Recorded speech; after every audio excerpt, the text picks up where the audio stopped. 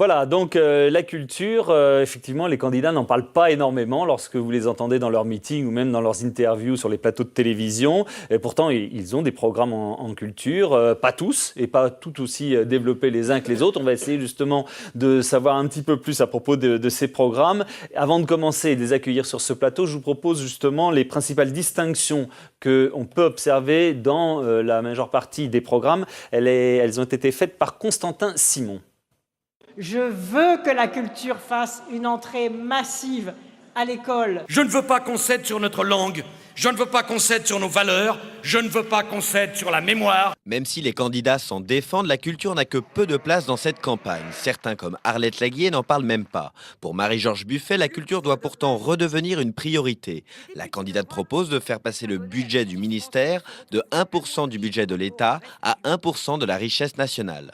L'augmentation du budget, c'est aussi l'engagement de Nicolas Sarkozy. Il défend la démocratisation culturelle, musées nationaux gratuits et aide de l'État aux créateurs. Gratuité, subvention, Jean-Marie Le Pen refuse ces concepts qui ont conduit, selon lui, à la décadence artistique actuelle. Pour le candidat frontiste, ce n'est pas à l'État de subventionner la création. Sa mission principale doit rester la préservation du patrimoine. Si tous les candidats veulent promouvoir l'enseignement artistique, c'est vraiment la priorité de Ségolène Royal qui veut le rendre obligatoire de la maternelle à l'université. La candidate socialiste veut faire venir des artistes dans les écoles et créer des emplois culturels en partenariat avec les régions. Et puis la culture, ce sont aussi les intermittents.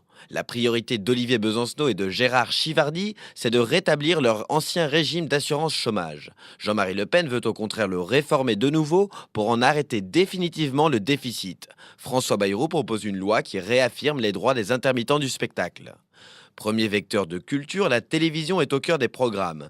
Dominique Voynet et Olivier Besancenot proposent de supprimer la publicité sur les chaînes publiques. Ségolène Royal opte pour une autre solution, taxer les recettes publicitaires des chaînes privées en faveur de l'audiovisuel public. Pour Nicolas Sarkozy, c'est surtout sur la programmation qu'il faut agir en augmentant le nombre d'émissions culturelles aux heures de grande écoute. Émissions culturelles mais surtout françaises pour Jean-Marie Le Pen. Il veut instaurer des quotas d'œuvres françaises à la télévision et à la radio. Enfin, l'outil majeur de la diffusion culturelle, c'est Internet. Marie-Georges Buffet veut créer des plateformes publiques de téléchargement financées par une taxe sur les profits des entreprises privées. François Bayrou propose une rémunération modérée pour la copie privée. Pour défendre le logiciel libre, Jean-Marie Le Pen propose carrément d'abolir la loi sur le droit d'auteur et d'instaurer un droit à la copie privée forfaitaire. Son objectif pour Internet est clair, fournir le haut débit à au moins 80% des Français. Voilà, vous l'avez compris, on n'aura peut-être pas le temps d'aborder tous ces sujets parce que la culture renferme beaucoup de paramètres, social, éducation, création, l'artistique bien sûr. Donc on va essayer de serrer et de se pencher sur les différents programmes des 4 candidats dont nous recevons les représentants. Bonsoir à tous les 4. Tout d'abord Catherine Morin de Sailly, vous êtes sénatrice UDF de la Seine-Maritime, donc représentant François Bayrou. Marie-Christine Blandin, vous êtes sénatrice Vert du Nord, donc pour Madame Voynet, Bruno Gollnisch pour le Front National et Jean-Marie Le Pen, et Jacques Rallit, bonsoir, Jacques Rallit pour le Parti communiste et Marie-Georges Buffet. Bonsoir Monsieur le Ministre. Justement, je m'adresse à vous Marie-Christine Blandin, mais aussi aux autres. On disait qu'on n'entend pas beaucoup les candidats, ni sur les plateaux de télévision, peut-être parce qu'il n'y a peut-être pas assez d'émissions sur la culture, mais même dans leurs meetings, ni dans leurs interviews, parler de culture. Est-ce que c'est parce que, je vais être bassement matérialiste, est-ce que c'est parce que ça rapporte pas, c'est pas un enjeu au niveau des voix ? C'est un enjeu énorme pour l'avenir de la société. Et Certes. Puis, il y a nombre de techniciens, réalisateurs, artistes concernés, mais on n'entend pas beaucoup de questions des intervieweurs sur le sujet. Mais dans les meetings, on n'entend pas spontanément les candidats en parler. Et quand on envoie des grands papiers à la presse, eh ben, ça ne paraît pas. Oui. Et j'avoue que la culture ne semble effectivement pas vendeuse en termes d'audimat ou de lectorat. Donc je vous renvoie le compliment. Et d'électorat, c'est un enjeu national, ça tout le monde l'a compris, mais électorat, est-ce que les Français sont concernés vraiment ? Les Français sont tous concernés si on leur montre bien comment ils sont concernés. Est-ce que c'est pas trop abstrait ? justement, pour les Français? C'est vrai qu'on parle de choses très concrètes, la télévision, ça parle à tout le monde, mais c'est vrai, après, les intermittents du spectacle, c'est vrai que pour les Français, à la limite, c'est compliqué, quoi. Oui, parce qu'il faut être pédagogue et leur expliquer comment est organisé le système, mais je crois que c'est important aussi de savoir ce que recouvre la notion de culture. C'est un terme qui est qui couvre beaucoup de sens, on l'utilise de façon diverse et variée, on peut aussi bien l'utiliser pour désigner ce qu'est une œuvre d'art, une œuvre de création, mais aussi on peut l'utiliser pour expliquer ce qu'est un ensemble d'œuvres au sens anthropologique du terme. Parfois, on confond même le mot culture. J'ai entendu des politiques dire la culture, c'est de gauche. Mais non, la culture n'est pas de gauche en tant que telle. Elle a sa propre valeur intrinsèque. Ce qui peut être de gauche, du centre, de droite ou d'extrême droite, ce sont les politiques culturelles, c'est-à-dire les actions qui sont mises en œuvre, accompagnées donc de moyens pour atteindre des objectifs. Donc peut-être aussi qu'un peu de pédagogie de la part des médias, je rejoins là Marie-Christine Blandin, vous avez aussi un rôle à jouer, un rôle d'explication pour montrer à quel point la culture, c'est un enjeu au cœur de nos sociétés aujourd'hui. Jack Rallit, c'est vrai que cette confusion que font les gens, la culture c'est de gauche obligatoirement, est-ce que ça vient du fait que la gauche s'en est effectivement, ces 30 dernières années, on va dire, plus occupée que la droite, du moins sur des thèmes plus symboliques? On pense à François Mitterrand notamment. Si on prend Malraux, il a joué dans la fondation du ministère de la Culture et dans les réalisations qui ont suivi. Mais ça, c'était la génération encore d'avant. Une place importante. Mais la culture, il faut éviter de la voir que dans l'éphémère. Il faut la voir dans un processus d'histoire. C'est finalement la mémoire, puis l'oubli, puis une autre mémoire qui se construit. Voyez, c'est quelque chose de très riche, de très important. Or, vous voyez que dans la presse écrite, par exemple, les pages de culture, les rubriques de critique ont beaucoup diminué depuis des années. Pourquoi ? Parce qu'on fait comme si le divertissement était la culture. Vivendi, d'ailleurs, il le dit, lui. Le divertissement est naturel. Les gens ont envie de ça. Et pour vous, c'est pas de la culture ou ça fait partie de la culture, mais ce n'est pas le divertissement, ça en fait forcément partie. Mais je crois qu'on est quand même plus exigeant que cela, vous savez. Par exemple, un homme comme Legendre, le philosophe, là, quand il dit que l'homme respire le symbolique, pense et respire le symbolique comme il respire, ça montre bien que c'est quelque chose de très fondamental. Et quand Vernant, là, qui vient de décéder, dit que l'homme a besoin d'outillage, mais à côté de l'outillage et de la technique, il a besoin de langage. Or, une langue, une symbolique, c'est pas quelque chose qu'on manipule comme cela. Il faut bien dire les choses, quoi. Depuis un certain temps, les grandes affaires se sont emparées du secteur de la culture. Hein. Et comme on disait aux États généraux, quand on les a créés en 87, un peuple qui abandonne son imaginaire aux grandes affaires se condamne à des libertés précaires. Et une des libertés précaires, c'est précisément que les outils d'information n'en parlent pas au niveau souhaitable et étant donné les responsabilités qu'ils ont. On dit ça ennuie, parce que c'est l'audience. Écoutez, on va essayer de ne pas être ennuyeux, justement, pour bien qu'on comprenne aujourd'hui. Qu'est-ce que vous mettez dans la culture, vous, au Front National ? Est-ce qu'il faut la défendre, l'exception culturelle ? Est-ce qu'il faut la mettre en avant, la protéger ? Oui, bien sûr, parce que la culture, c'est notre identité particulière.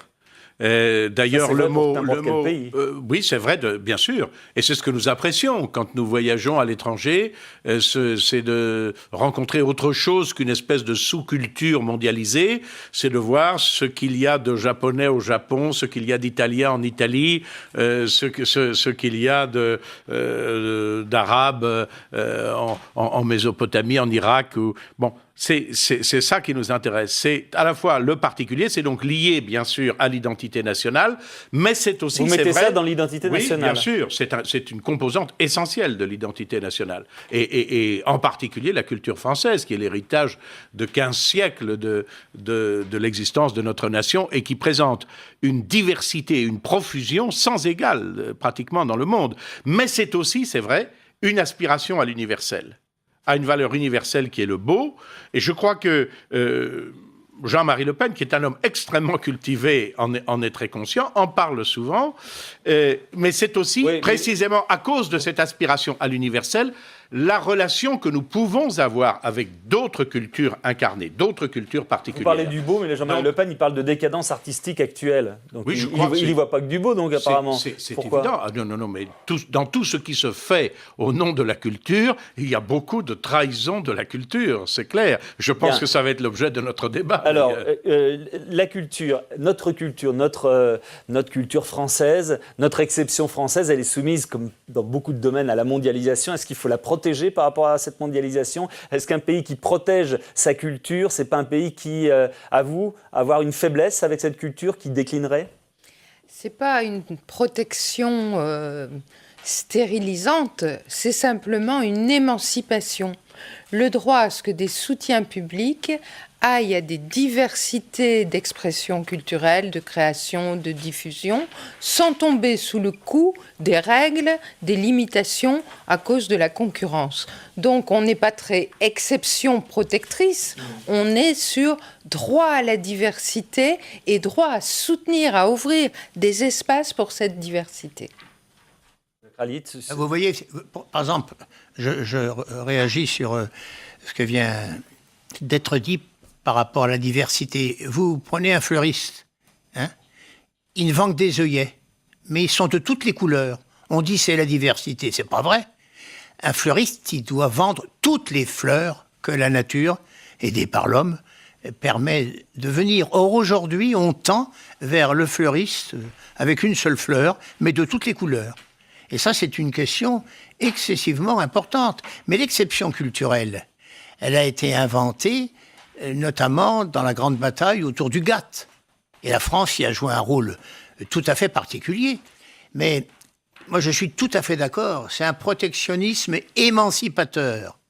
Parce que ça permet la liberté.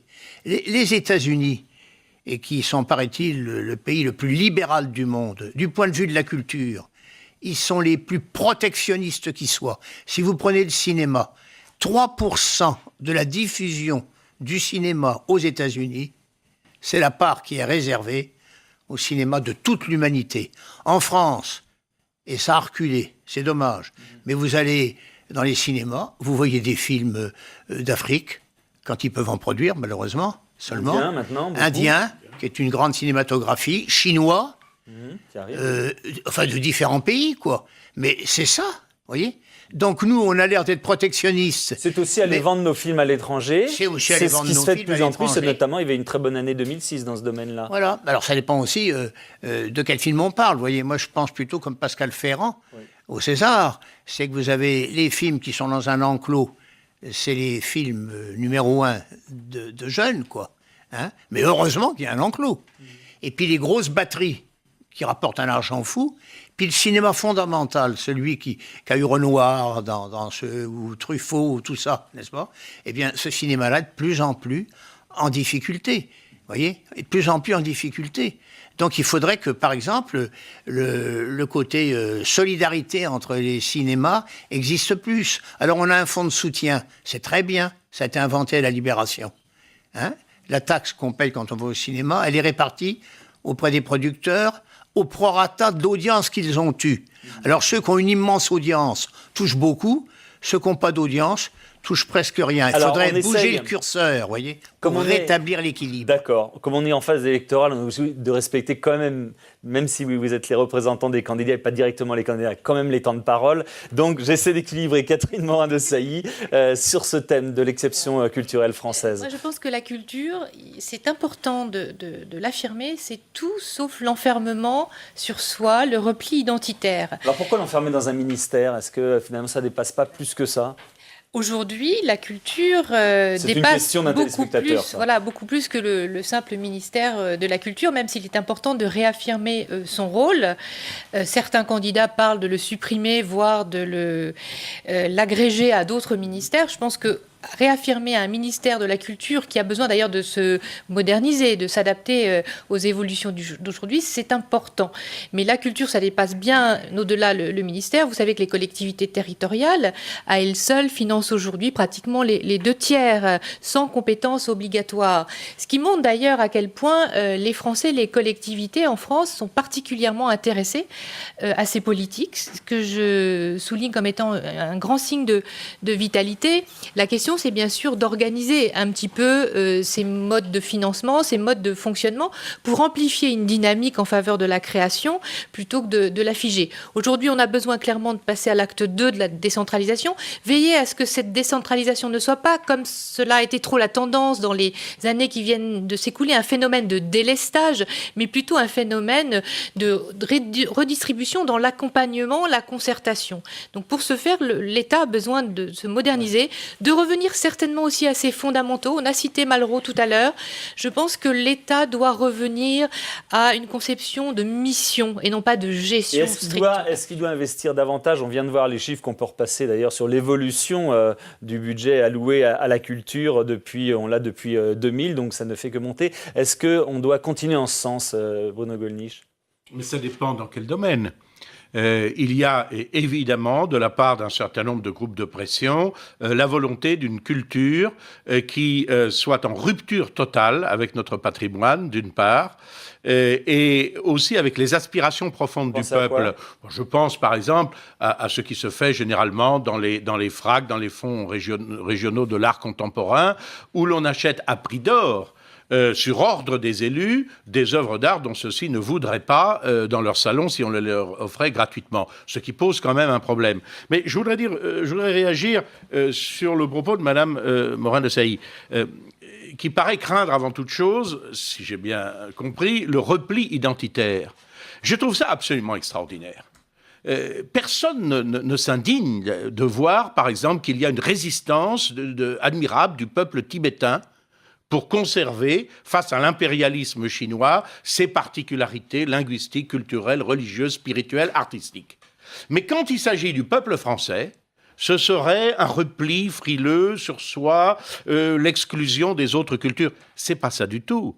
Moi, j'ai en mémoire, par exemple, l'admirable discours de Claude Antan-Lara, qui était un homme de gauche au départ, qui a été le patron du syndicat CGT des spectacles, que nous avons fait élire, que Jean-Marie Le Pen a fait élire au Parlement européen et qui, comme doyen d'âge, a fait un discours sur la culture et sur les risques que faisait courir la mondialisation. C'était un discours merveilleux qui a été accueilli, hélas, par une tempête de protestations. Les gens ont quitté la salle. Il a commencé à gauche et a terminé à l'extrême droite. Non, mais quelle importance? Non, mais l'importance. Mais il est toujours resté un défenseur de l'exception culturelle française. Cette exception culturelle qu'on a vue un an après Claude Antan-Lara, un certain nombre d'auteurs et de cinéastes de gauche venir réclamer frileusement. Alors oui, moi je crois que l'État doit encourager la culture, que ça n'est pas un repli. C'est au contraire l'expression d'une dynamique, l'expression d'un mécénat. Donc augmenter le budget du ministère de la Culture. Oui, mais pas n'importe comment ou pour faire n'importe quoi. Parce qu'il y a un problème quand même de culture, je termine juste là-dessus, il y a un problème quand même dans la politique culturelle, c'est que les œuvres d'art qui sont subventionnées aujourd'hui, les artistes qui sont subventionnés, toujours les mêmes, produisent des œuvres qui ne disent à peu près rien au peuple de France, et ça pour la première fois dans l'histoire de notre civilisation. Et ça, c'est un tabou, c'est un tabou que je n'hésite pas à briser. Je vais réagir très rapidement. Je crois qu'il faut revenir à une définition, ce que peut être la culture. La culture, pour moi, c'est à la fois héritage et mouvement, transmission et rupture, c'est-à-dire transmission des savoirs, tout ce qui compose effectivement la fierté de notre patrimoine, les patrimoines architecturaux, littéraires, musicaux. Mais en même temps, la culture est forcément rupture, désir, provocation. Ce qui est important aussi d'un ministère, c'est de garantir cette possibilité que la culture reste un acte, l'acte artistique reste libre et audacieux. Ça, c'est important. Qu'il y ait des pionniers. Donc, je ne suis pas tout à fait d'accord avec le jugement qui est porté sur les FRAC. Forcément, la culture culture a ce rôle d'exciter le désir, la curiosité, voire la provocation. C'est le rôle de l'artiste dans la société. Alors justement, dans le débat de ces derniers mois, il y a cet accord, ce partenariat qui a été signé entre le Louvre et l'Émirat d'Abu Dhabi, puisque le Louvre prête des œuvres là-bas. On va récapituler ce qui s'est passé avec Christine Donato. 400 millions d'euros, c'est la somme versée par l'Émirat pour avoir le droit de nommer son musée Louvre Abu Dhabi. Cet accord est signé pour une durée de 30 ans et 6 mois, avec la promesse de 150 millions d'ici un mois. Les musées français prêteront leurs œuvres pendant 10 ans, à partir de la date de l'ouverture, prévue pour 2012. Chaque prêt n'excédera pas 2 ans. 300 œuvres seront prêtées chaque année selon un système de rotation et sur la base du volontariat. La construction du bâtiment de Jean Nouvel débutera cette année, sur l'île Saadiyat, bien nommée île du Bonheur. De nombreux responsables du monde de l'art se mobilisent, inquiets de cette dérive commerciale, mais aussi des risques de censure des autorités d'Abu Dhabi, un émirat réputé particulièrement conservateur. De son côté, le ministre de la Culture Renaud Donnedieu de Vabre parle de chance exceptionnelle. L'accord stipule que le Louvre devra prêter une part raisonnable de ses œuvres, mais sans définir le terme raisonnable. Voilà, alors là on est en plein dans le débat, exactement ce dont on parlait, sur l'idée qu'on se fait de l'exportation de notre culture et de sa défense en même temps, de sa préservation. Est-ce que vous avez l'impression que le Louvre, en ouvrant comme ça une succursale, perd de son identité ?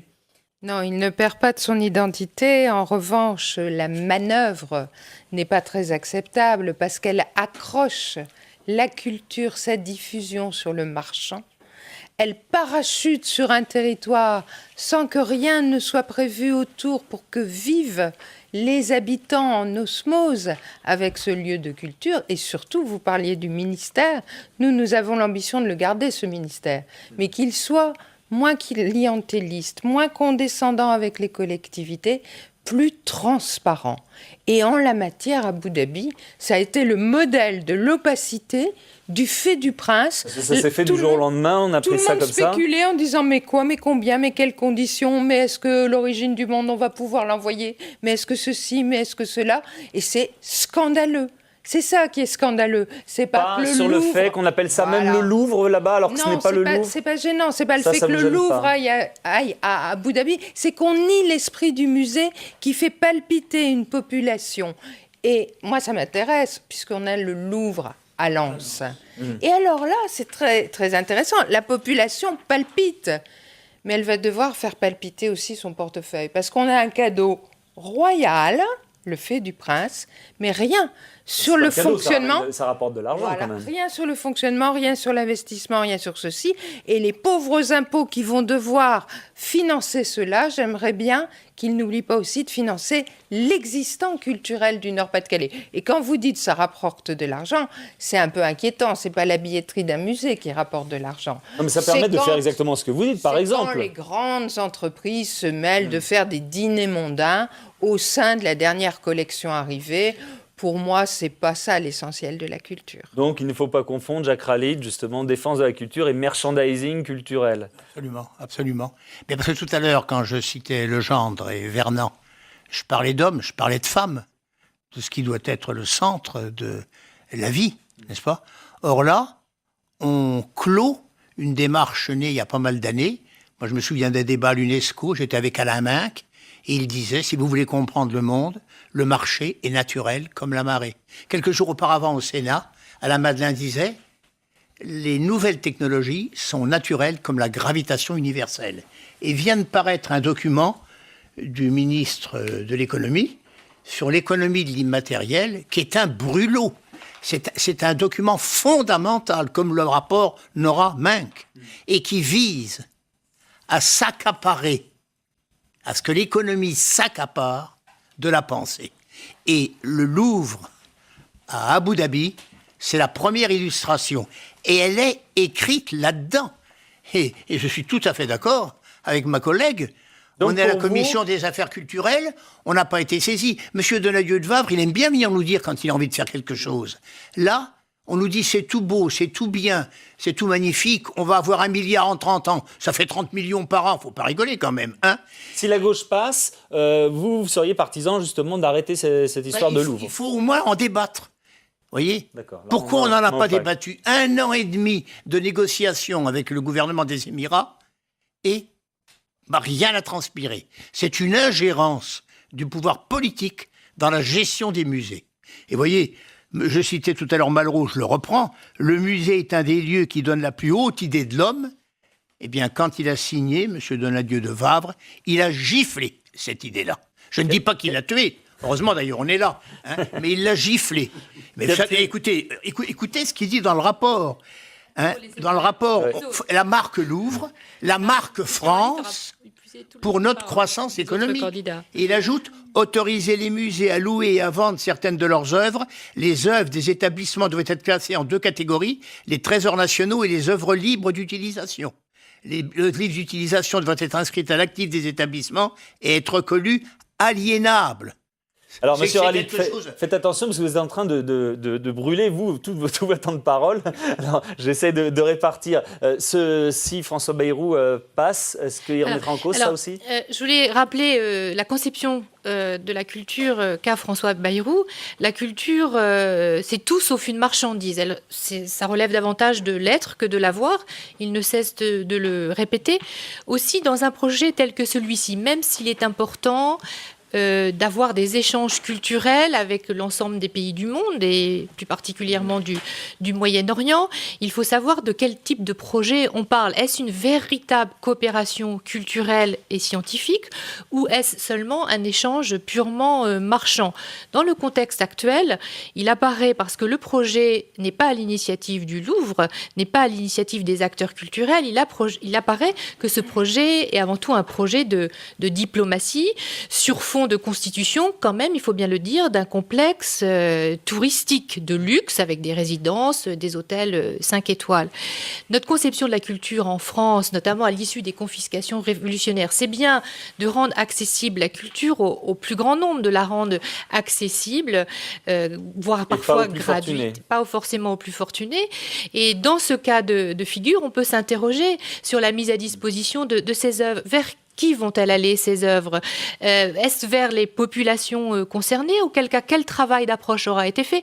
Moi, je crois que dans le projet tel que je l'appréhende, parce qu'on n'en a pas discuté effectivement ici au Sénat, je vois que ça va plutôt s'adresser à des milliardaires en séjour dans ces stations de luxe qui, finalement, peuvent facilement, eux, se déplacer à Paris pour visiter nos grandes institutions culturelles. Ça ne s'adressera pas, en tout cas beaucoup, à mon avis, à celui qui se balade avec le guide du routard et qui cherche à en savoir un peu plus. Ça pose aussi question en ce qui concerne la disponibilité des œuvres. Le Louvre, c'est à peu près 7000 œuvres.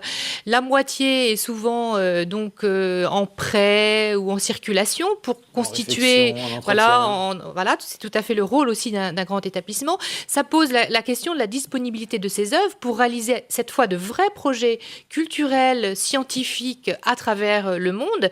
Et en France, en premier lieu, toutes ces questions n'ont pas été débattues.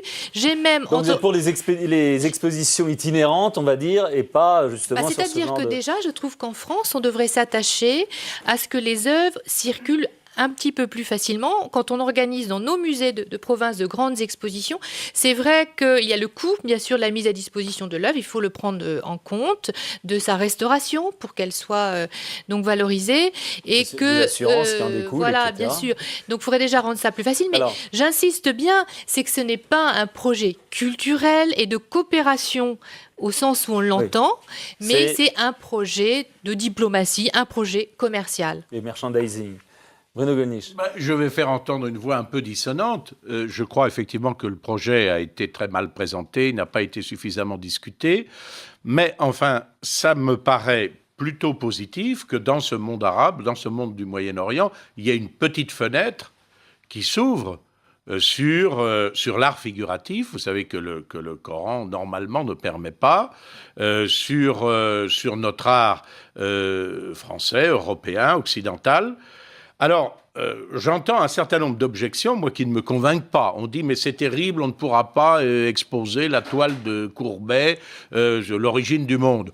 honnêtement, on peut quand même faire passer un certain nombre d'éléments de notre patrimoine culturel sans forcément imposer la partie les plus intimes de la féminité. C'est pas absolument ce qu'il y a de plus dramatique. S'il y avait que cela, ce serait pas très grave. Deuxièmement, on dit mais c'est une opération commerciale, c'est une opération qui va s'adresser à un public fortuné, etc. Mais la culture a un coût.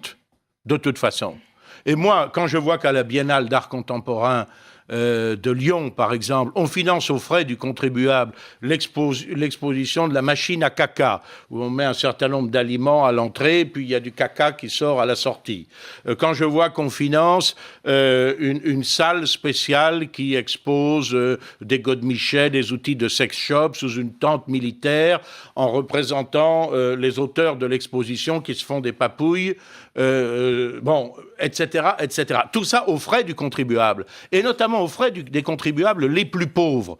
Je me dis qu'il y a une fantastique hypocrisie, quelquefois, dans le refus, précisément, du financement des œuvres d'art, parce que là, les auteurs de ces provocations, et c'est vrai quelquefois que l'œuvre d'art doit être un peu provocatrice, mais toute provocation n'est pas nécessairement une œuvre d'art. C'est surtout pas aux politiques de fixer la limite de la provocation. Ah, mais alors comment se fait-il que ce soit toujours les mêmes qui sont financés? Parce que cet argument, vous sortez... C'est pas le même problème. Mais si, c'est le problème. Si, c'est le problème. Ce sont toujours les mêmes qui sont financés. Non, mais là, vous allez voir un projet œuvres. licencieux, d'autres vont dire c'est une sorte de pionnier, etc. Mais il y a quantité d'artistes qui créent des choses que personnellement, et pas seulement moi personnellement, mais que beaucoup de citoyens trouvent belles, trouvent intéressantes, etc., et qui ne font jamais l'objet de commandes publiques, qui ne font jamais l'objet des achats des fonds régionaux de l'art contemporain, qui ne font jamais l'objet des commandes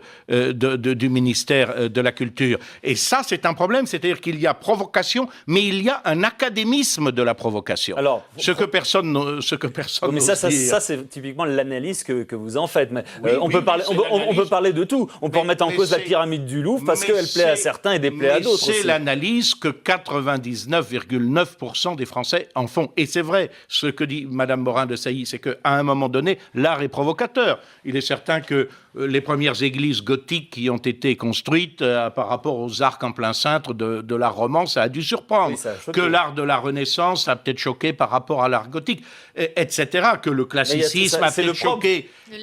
Bien sûr, mais il y a une grande différence. Non, mais excusez-moi, il y a juste une phrase pour terminer. Mais il y a une grande différence, c'est que ces formes nouvelles d'art qui faisaient quand même appel aux sentiments les plus nobles, à la recherche du beau, ont trouvé leur public, avaient une résonance dans notre peuple, dans notre nation, notre culture. Et là, nous avons un académisme qui est financé par la puissance publique, sous prétexte d'éviter les circuits commerciaux, et qui est complètement coupé du reste du peuple. Marie-Christine Blandin. Écoutez, c'est bien parce qu'au moins on voit bien le projet de société qui pourrait se profiler si nous ne résistions pas. Et je voudrais... C'est là qu'on sente les différences aussi, on est là pour ça. Exactement, je voudrais rappeler, puisque Lucie Aubrac nous a quittés, le dernier appel qu'elle avait fait signer par tout le monde, appel des résistants d'hier à tous les manifestants d'aujourd'hui. Et il y avait 3 gestes humanistes et profondément politiques à accomplir, au sens vrai du terme, et c'était le droit à la culture. Donc pour elle, c'était central et important, ce droit à la culture qui doit ouvrir des espaces garantissant que ce qui n'est pas du goût des gens d'aujourd'hui puisse émerger dans l'art afin que les générations futures puissent bénéficier de ce qu'elles apprécieront demain. Je pense à Picasso, par exemple, qui aurait très bien pu être tué pour peu que le politique ait dit ces œuvres-là, on les rend. Mais Picasso a dit de lui-même beaucoup de choses. beaucoup de choses qui seraient aujourd'hui très politiquement incorrectes. Je remarque quand même que mes 3 contradicteurs sont contre le droit à la culture ou à la communion avec la culture occidentale pour les gens d'Abu Dhabi, sous prétexte qu'ils sont riches, peut-être arabes, je ne sais pas. Moi, je suis pour la culture française à Abu Dhabi. Alors, je reviens, puisque vous avez parlé de droit à la culture et on parlait du musée du Louvre, on parlait des musées en général, parce que là, il y a des différences selon les candidats. Est-ce que vous êtes favorable à la gratuité des musées, justement?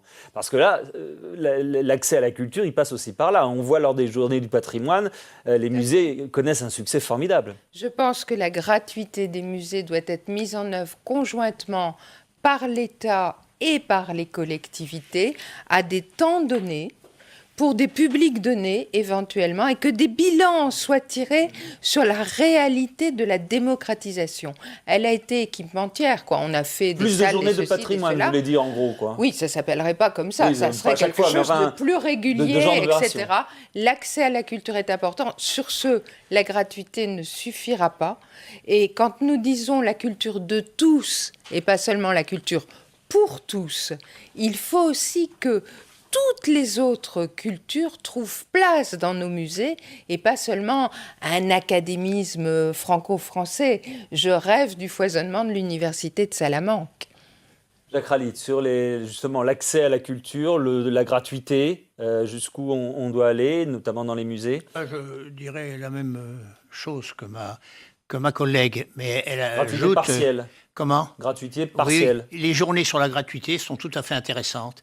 Et on voit que les gens y viennent, pas seulement parce que c'est gratuit et qu'ils ne sont pas riches, ils y viennent parce qu'on leur fait un don. Non, on leur fait un don.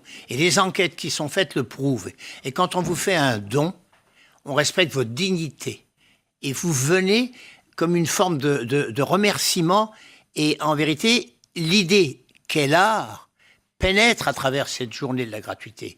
Mais ceci dit, indépendamment de la gratuité, il y a le problème de la place de l'homme dans le travail.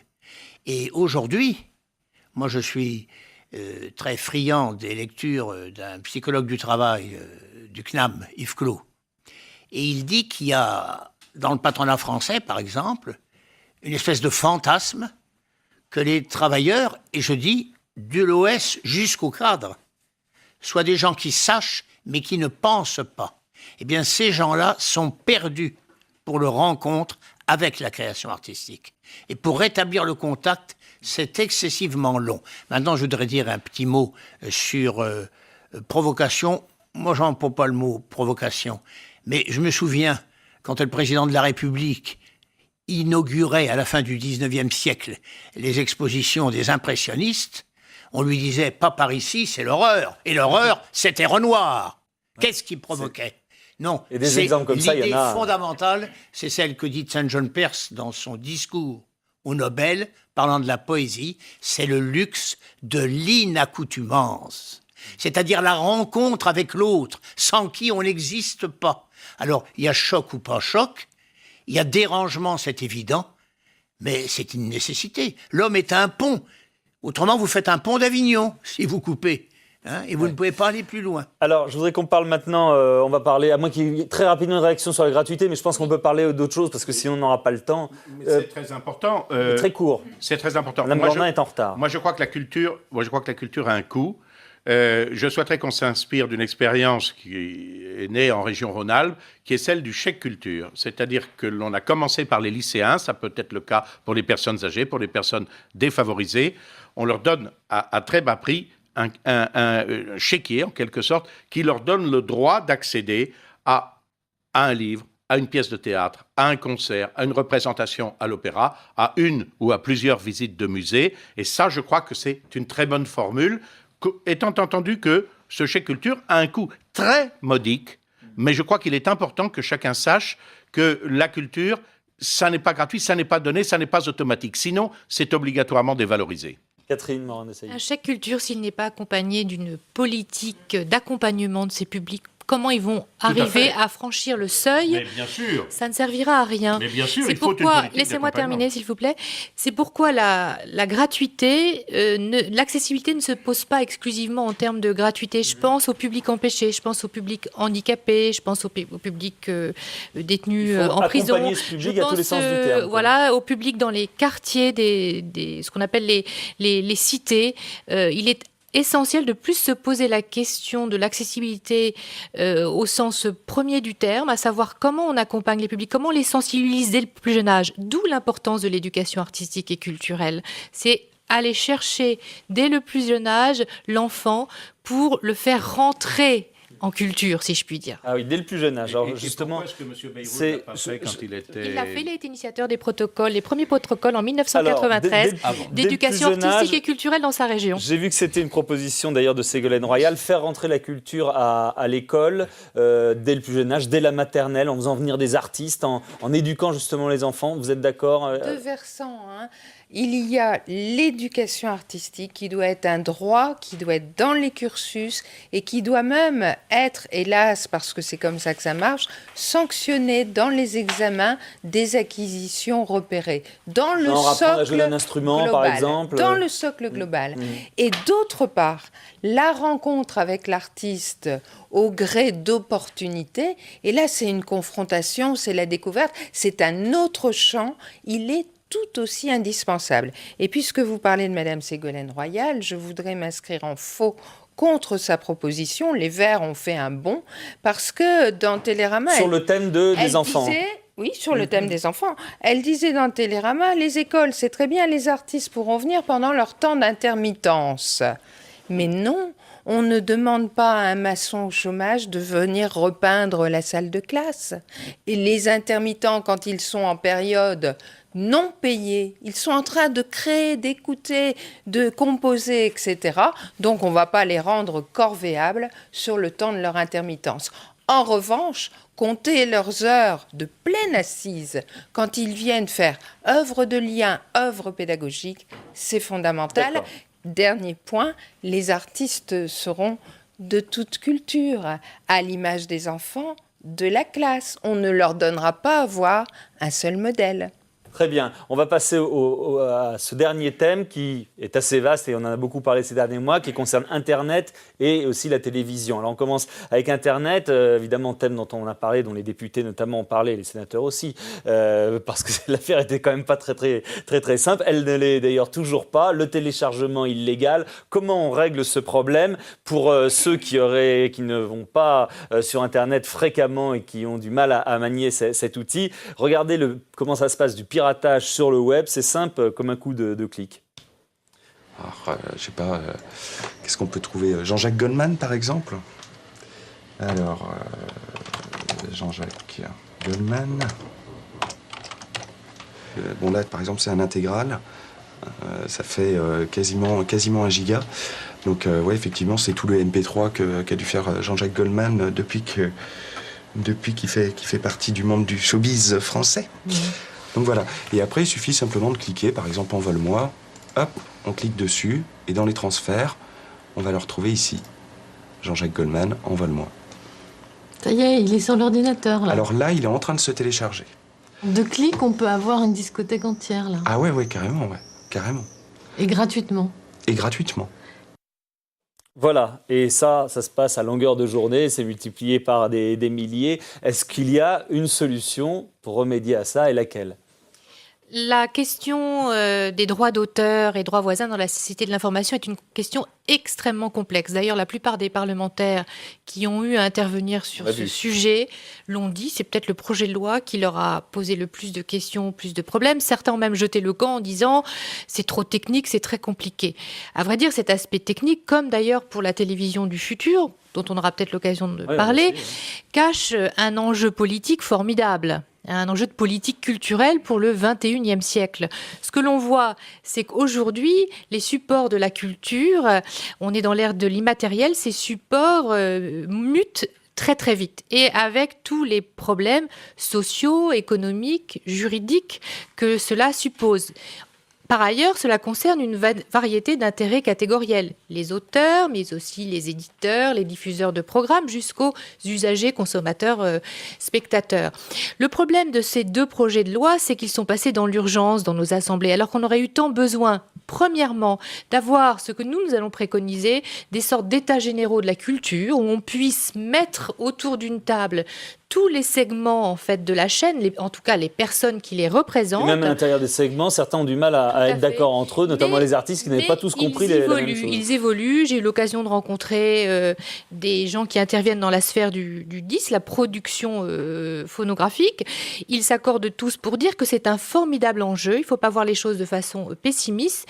Et pour autant qu'on sache s'emparer de ces questions, mais les traiter correctement, de façon collégiale, dans une variété d'intérêts qu'on tend à réconcilier, eh bien, on pourra trouver des solutions. Les modèles économiques vont bouger, c'est une évidence. Oui. Le rôle d'un ministère, justement, je parlais d'un ministère rénové et modernisé, sera de se doter d'une mission qui soit anticipatoire de ces mutations. On l'a vu lors des projets de loi, le ministère n'était pas rompu à cet exercice, d'où des difficultés et des délibérations chaotiques. Vous avez suivi notamment ça vient peut-être aussi du fait que c'est un problème nouveau qu'on est pris. Pour terminer, nous, ce que nous préconisons, c'est une évaluation indépendante d'AFSI, ce qu'on appelle la loi sur les droits d'auteur et droits voisins dans la société de l'information, remettre les choses à plat pour un petit peu faire le point, ce qu'on n'a pas pu faire. On a vraiment légiféré dans la les choses à plat, c'est qu'on n'a pas vraiment les solutions tout de suite.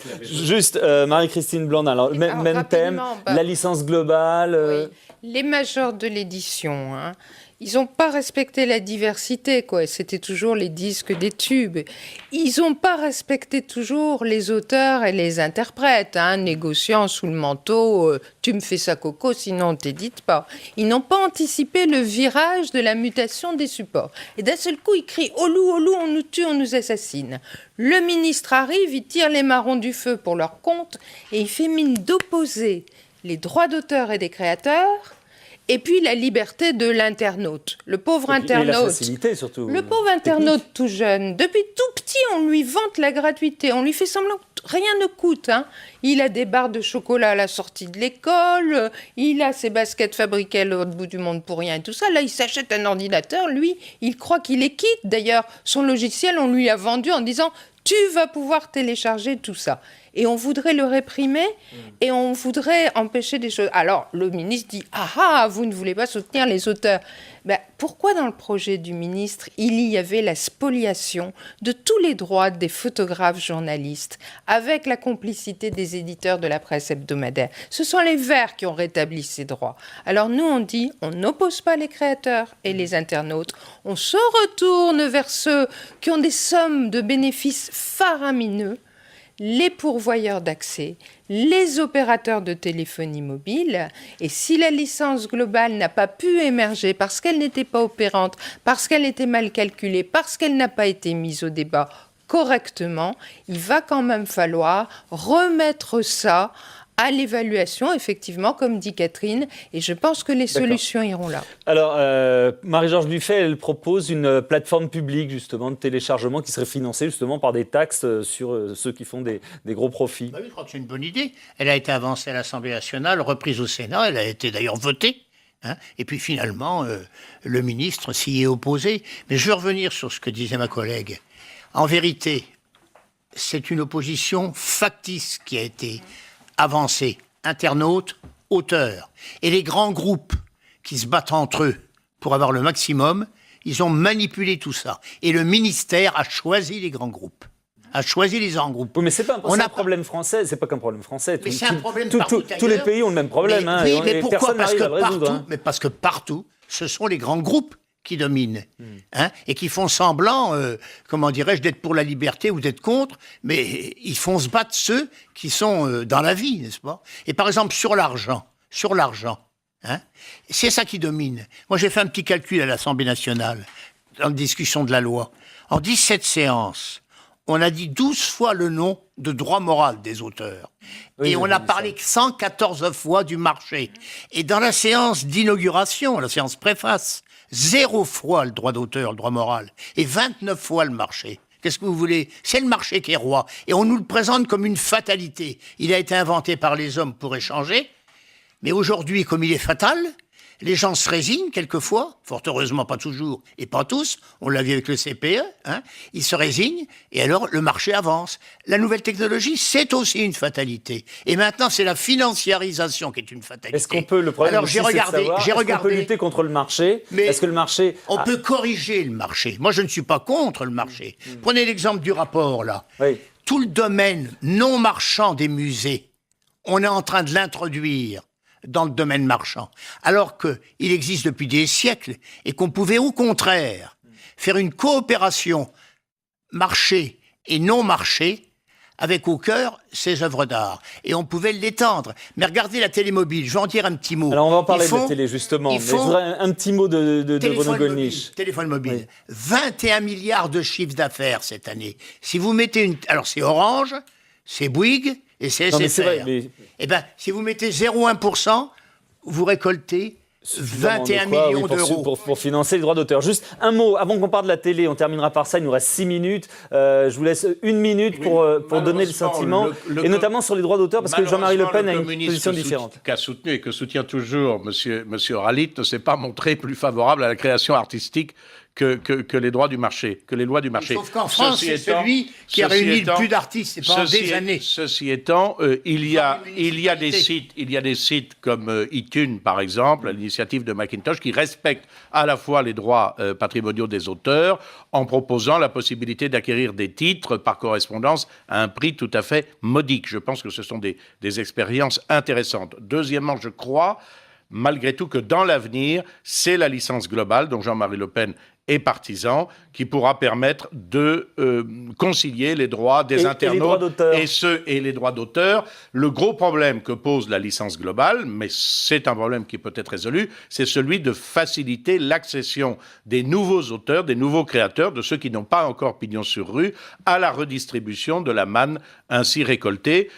C'est un problème qui est techniquement difficile, mais qui, je crois, peut être résolu. Alors, on passe à la télévision, les 5 dernières minutes sur la télévision. Donc, essayez de ne pas être trop long chacun, ça va être difficile. Sur le service public, est-ce qu'il y a trop de chaînes publiques? Comment on finance ces chaînes publiques? Est-ce qu'il faut, comme certains le pensent, abolir la publicité sur ces chaînes-là, la prendre ailleurs, la prélever chez les chaînes privées?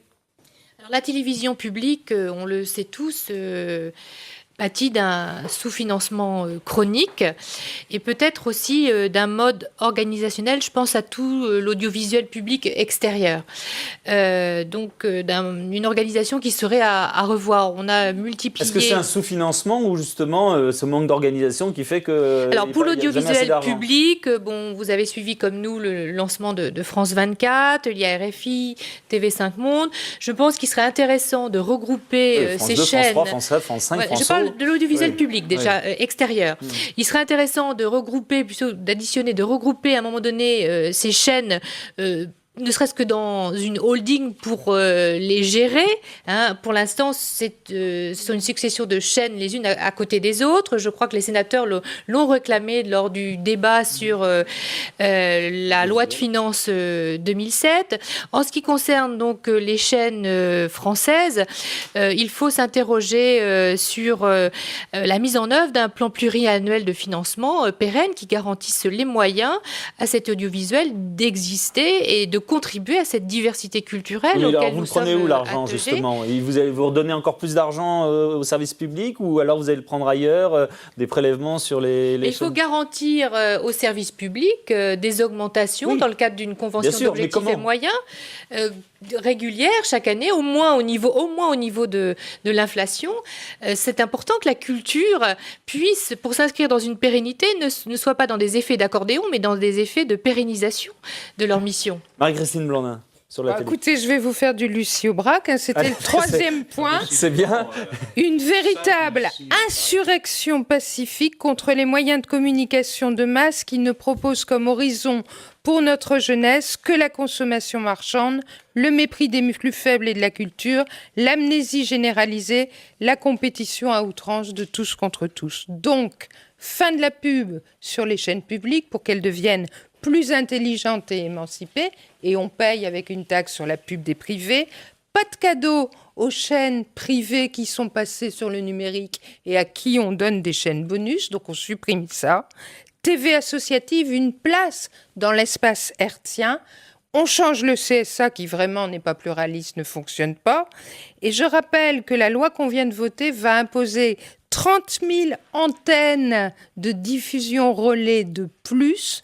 Je ne suis pas sûre que les Français soient prêts à accepter ça, alors que l'innocuité sanitaire n'est pas encore prouvée. Alors, Bruno Gollnisch, on s'en terminera par Jacques Ralite. Nous ne sommes pas contre du tout le service public, qui peut être indépendant par rapport aux grands groupes financiers, économiques, qui règnent dans le privé. Encore faut-il qu'il le soit complètement. Moi, j'ai été censuré, par exemple, hier, sur France 24, parce que maître Arnaud Klarsfeld avait lancé un oukase pour interdire que je participe à un débat sur l'identité. Mais ne m'interrompez pas tout le temps, mais parlons de financement. Ça ne peut pas figurer dans un programme, ça. Non, mais c'est un problème. Alors, allez-y, c'est un problème. Ne m'interrompez pas tout le temps, je vous prie. Allez-y. C'est un problème, quand même, que le service public censure le représentant d'une formation politique qui représente les souffrances et les espoirs de millions de Français, et qui a été la première à poser ce problème de l'identité nationale. Alors, si le service public, c'est l'indépendance, très bien. Bon, je crois qu'il doit être financé. Il est déjà financé par la redevance. La publicité... Vous la supprimez pas ? Non, on la supprime pas. Un peu de publicité, mais pas trop. Ce que je trouve un peu désolant, c'est qu'il y ait ce recours quand même très important au feuilleton américain. Même si j'aime bien regarder de temps en temps, ça dure depuis 10 ans, Amour, gloire et beauté sur la deuxième chaîne. Ça fait plus que 10 ans, ça fait au moins 20 ans. Ça fait 20 ans, oui, bon d'accord. C'est les petits-fils des acteurs du début, là. Il y en a qui sont encore là. Il y en a qui jouent les arrière-grands-pères qui étaient les jeunes premiers au début. Il y en a qui sont encore là et encore là dans des rôles de jeunes. Je ne sais pas comment ils font, mais je préférerais qu'il y ait un peu davantage de création nationale. Jacques Ralite, 1 minute également pour terminer. Sur la télévision, comment vous financez, de quelle façon vous financez le service public ? On dit toujours qu'on n'a pas d'argent. Mais si on considère que la culture et en son cœur la création sont indispensables, une nécessité, je ne dis pas une utilité, parce que l'idée d'utilité, c'est le commerce qui la développe, mais une nécessité, comme les poètes le font. Et comme on sait qu'on a été soi-même gagné quand un jour on a rencontré une œuvre et qui nous a transformés. Aujourd'hui, ma vie a bougé, disent les gens. Moi, par exemple, à Aubervilliers, le Collège de France vient, il y avait une femme algérienne qui était là, il venait de parler des 1001 nuits, et elle dit comme ça à la sortie, à un de vos collègues de la télévision, moi je venais jamais au théâtre. Mais quand j'ai vu ces messieurs du Collège de France qui venaient chez nous, en banlieue, c'est donc qu'ils nous respectaient et que nous étions respectables. Je leur rends la politesse. Je viens avec mes enfants, et elle a ajouté aussitôt, et j'ai tout compris. Voyez, et bien quand la télévision, elle comprendra cela, ce qui est d'ailleurs l'appétit de l'essentiel des personnels, techniciens, journalistes et créateurs qui y sont, mais qui, quand on les rencontre, nous disent toujours, on a un mur, n'est-ce pas ? La diversité à la télévision, elle est encore trop rare, voyez. Oui, merci beaucoup. Et en télévision, vous le savez, il faut terminer à l'heure, c'est le cas. Merci en tout cas à tous les quatre, à Nathalie Talbot, la réalisatrice, Emmanuel Kessler, rédacteur en chef, et Anaïs Jaunet qui a préparé cette émission. Merci beaucoup pour ce thème, merci bien.